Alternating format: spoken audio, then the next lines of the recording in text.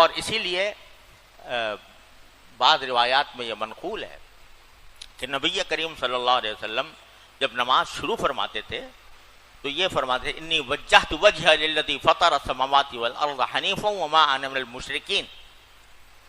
انی وجہت وجہی للذی فطر السماوات والارض، میں نے اپنا چہرے کا رخ کر لیا ہے اس ذات کی طرف جس نے آسمان اور زمین کو پیدا کیا. یہ چنانچہ حضرت امام شافعی کے مسلک میں ہم جو پڑھتے ہیں نا ثنا سبحانک اللہم و بحمدک، اس کے بجائے یہ ہے ان کے ہاں ان صلاتی وہ انی وجہت وجہ للذی فطر السماوات والارض حنیفا وما انا من المشرکین.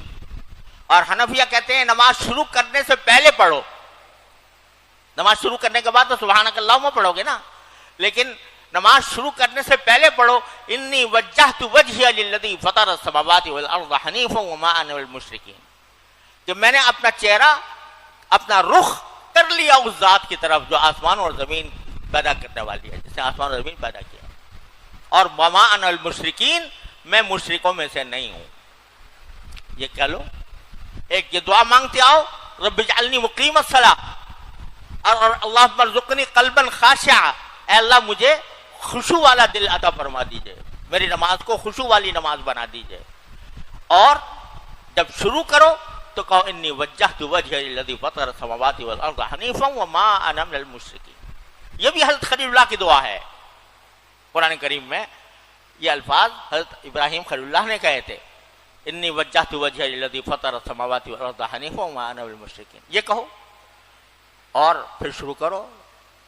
اپنی سی کوشش تو کرو، قدم تو بڑھاؤ، اللہ تعالیٰ کی طرف چلنے کا آغاز تو کرو. یہ کرو گے تو اللہ تبارک و تعالیٰ انشاءاللہ ثم انشاءاللہ تمہاری نمازوں کو بھی بنا دیں گے، خشوع والی نمازیں بنا دیں گے. اللہ تعالیٰ ہم سب کو توفیق عطا فرمائے. پھر فرمایا ومن ذریتی، اے اللہ مجھے بھی نماز قائم کرنے والا بنائیے، میری اولاد کو بھی، میری ذریت کو. ذریت میں اولاد بھی آتی ہے، اولاد کی اولاد بھی آتی ہے، اولاد کی اولاد کی اولاد بھی آتی ہے. میری ذریت کو بھی نماز قائم کرنے والا بنا دیجئے.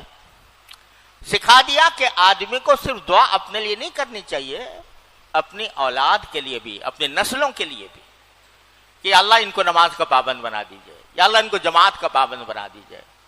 یہ ہر ماں باپ کا فرض ہے کہ وہ اپنی اولاد کے حق میں یہ دعا کریں، کوشش بھی کریں کہ وہ نماز کے پابند بنے، نماز کے باجماعت کے پابند بنے، اور جو لڑکیاں ہیں وہ نماز کی پابند بنے. لیکن ان کوشش بھی کی جائے اور یہ دعا بھی کی جائے رب اجعلنی مقیم الصلاۃ ومن ذریتی، میری اولاد کو بھی نماز کا پابند بنا دے. بہت سے لوگ ہیں جو پریشان ہوتے ہیں اپنی اولاد کی طرف سے کہ بھئی یہ نماز نہیں پڑھتے یا جماعت سے نہیں پڑھتے، نماز کی طرف دھیان نہیں ہے. تو والدین کو یہ دعا مانگنی چاہیے رب اجعلنی مقیم الصلاۃ ومن ذریتی، اور ربنا ھب لنا من ازواجنا وذریاتنا قرۃ اعین.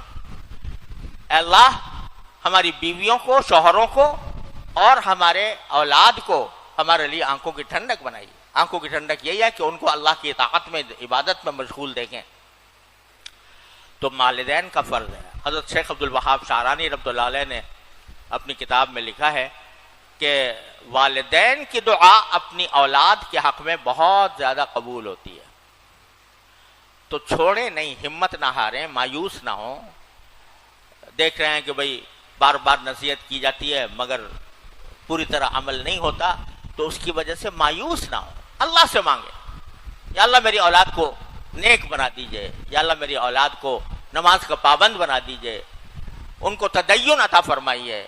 یہ بھی انسان کے فرائض میں سے ہے کہ اپنی اولاد کے لیے دعا مانگے. ربنا وتقبل دعا، اے پروردگار ہماری اس دعا کو قبول فرمائیے. میرا دل چاہتا ہے، اللہ نے توفیق دی تو دل چاہتا ہے کبھی مناجات مقبول کی تشریح کروں آپ کے سامنے، اس کی دعاؤں کی تشریح کروں.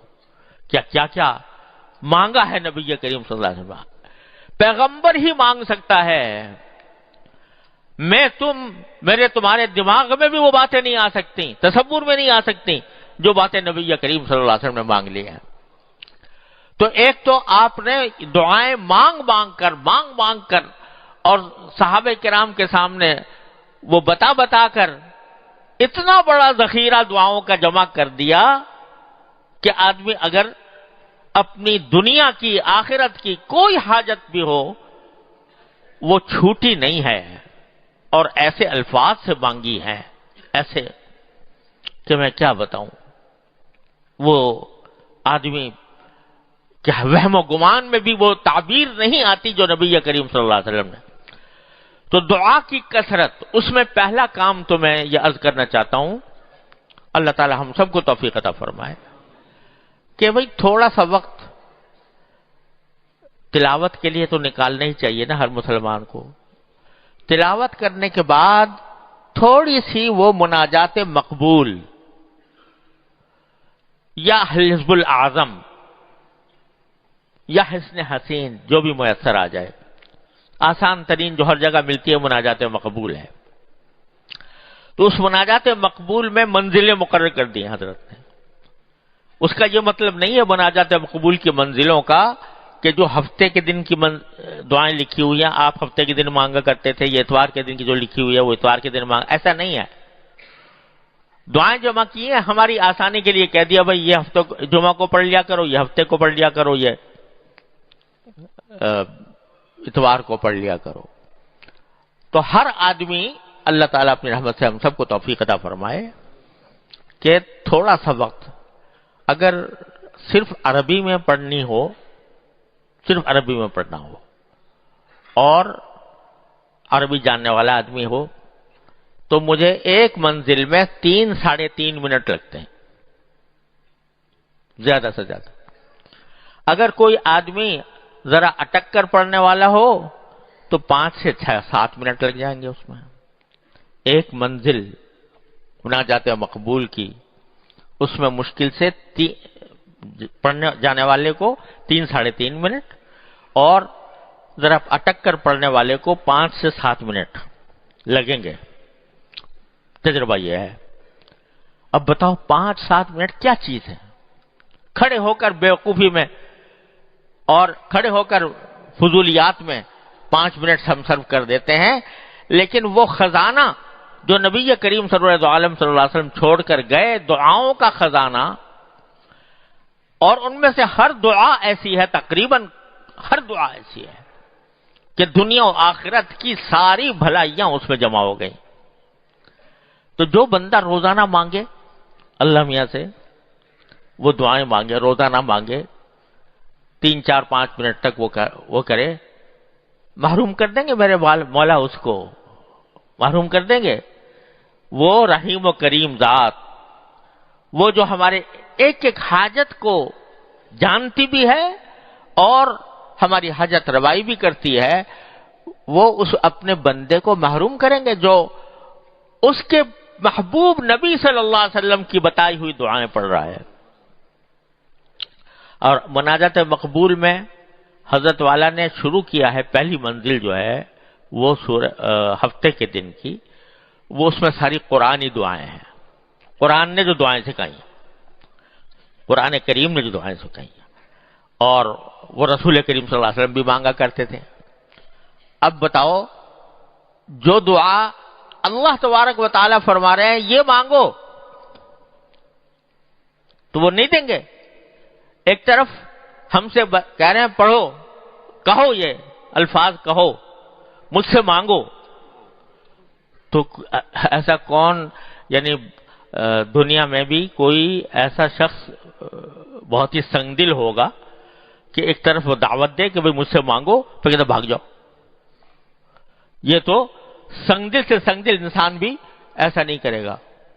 تو میرے مالک و خالق جو رحمان الرحیم، وہ کہہ رہا ہے کہ یہ کہو وَقُلْ رَبِّ اغْفِرْ وَارْحَمْ وَأَنْتَ خَيْرُ الرَّاحِمِينَ، کہو، کیا کہو؟ رَبِّ اغْفِرْ وَارْحَمْ وَأَنْتَ خَيْرُ الرَّاحِمِينَ، اے پروردگار میری مغفرت کر دیجئے، مجھ پر رحمت کیجئے، آپ سب سے بہترین رحمت کرنے والے ہیں۔ کہہ رہے کہو رَبِّ اغْفِرْ وَارْحَمْ وَأَنْتَ خَيْرُ الرَّاحِمِينَ۔ جب وہ کہہ رہے ہیں کہ کہو اور وہ فرما رہے ہیں کہ یہ الفاظ ان الفاظ کے ساتھ مجھ سے مانگو، تو ممکن نہیں ہے کہ وہ رد کر دیں، ممکن نہیں ہے کہ رد کر دیں۔ اور دنیا کی جو باتیں ہوتی ہیں نا، یہ دنیا کی کوئی چیز مانگتے ہیں نا، ہم یہ مانگتے ہیں مثلا کہ یا اللہ مجھے زیادہ پیسے دے دیجئے مثلا، تو ہو سکتا ہے کہ ہماری مصلحت کے خلاف ہو، زیادہ پیسے آئیں گے تو پتہ نہیں کیا سرکشی پیدا ہو جائے گی۔